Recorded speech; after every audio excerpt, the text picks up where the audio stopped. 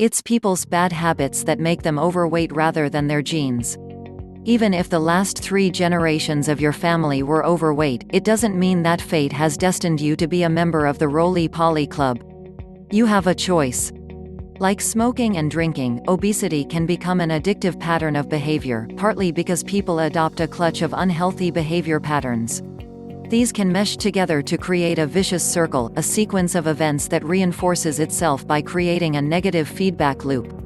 The recognition of this self-perpetuating cycle offers a somewhat fresh approach to lifetime weight control. Here are just 3 factors which can contribute to this downward spiral. We today have become sugar junkies. We live in a cookie, cakes and candy culture, a dietary obsession which plays a significant contribution to our current obesity plague. Our forebears got their energy largely from complex carbohydrates, like potatoes, rice and whole wheat flour. These take time to be metabolized and absorbed and so give rise to a steady increase in blood sugar levels. The popular fancy today is for doughnuts, Mars bars and chocolate biscuits. These are quickly absorbed and cause a rapid rise in blood sugar levels. This triggers the release of insulin, which takes the excess energy to the body's fat stores and can give rise to a sudden fall in blood sugar levels. The first organ to suffer from this rebound effect is the brain, which consumes about 2/3 of the body's total intake of glucose. This leads to feelings of fatigue, irritability and tiredness, symptoms which are counteracted by eating pick-me-ups of sweets, biscuits, jams and heavily sweetened drinks. This contributes to the obesity whirly-gig, for tests carried out at America's Brookhaven National Laboratory reveal that the percentage of dietary carbohydrate turned into fat is 2 to 5 times greater when subjects are on a high-sugar diet than when they eat foods rich in complex starches. One trial showed that 42% of obese patients attending for hospital treatment were victims of hypoglycaemia, which some believe to be one of the commonest diseases in the Western world. If you're currently overweight, cut out all sugary foodstuffs and you'll break one strand of the vicious circle that leads to weight gain. Many overweight people are depressed. Whether this is the cause, or the result, of their physical condition is of little consequence.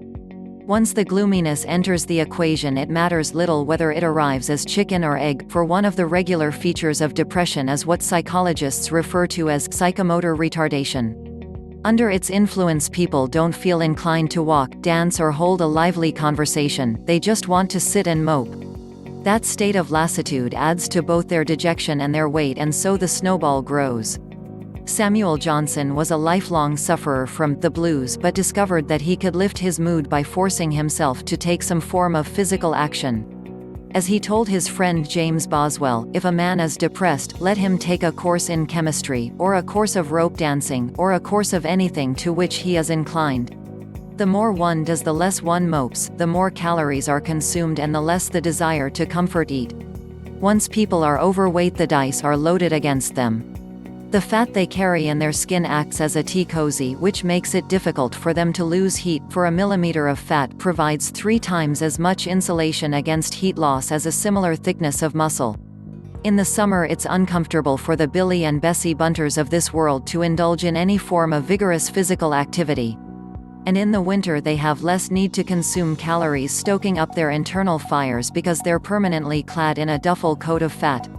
Research reveals that exposure to cold may increase the metabolism of lean subjects by 10 to 16%, whereas it's raised by less than 3% in overweight subjects. The bad news is that once people are caught up in an obesogenic vicious circle, everything tends to add to their bulk. But herein lies the good news, which is that every step that's taken to change the faulty habit patterns will reverse the negative feedback loop and turn a vicious circle into a virtuous circle. If you have benefited from this video, please hit the subscribe button now for your next inspiring video. If you would like to lose weight, click the link in the description below to learn more.